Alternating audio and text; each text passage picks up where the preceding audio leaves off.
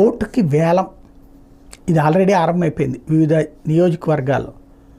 ఒకళ్ళు 1000 ఇస్తుంటే ఇంకొకళ్ళు 2000, వాళ్ళు 2000 ఇస్తున్నారు కాబట్టి వీళ్ళు 2500 ఇట్లా ప్రారంభమైపోయింది. డబ్బులు పంపిణీలు ఆల్రెడీ ఆరంభమైపోయినాయి. నేను మొన్న మధ్యనే చెప్పాను. ఇప్పుడు పీక్ స్టేజ్కి వచ్చేసింది, ఇక్కడ దగ్గరకు వచ్చేసింది కదా 13వ తారీఖు కంటే.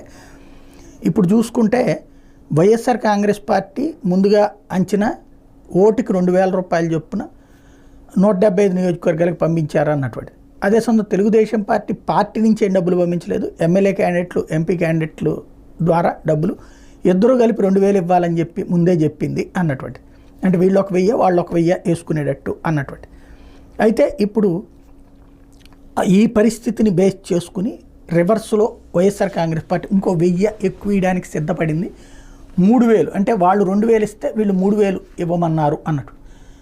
అది చూసి తెలుగుదేశం పార్టీకి సంబంధించి వేమిరెడ్డి నియోజకవర్గంలోనో లేకపోతే మాగుంట నియోజకవర్గంలో లేకపోతే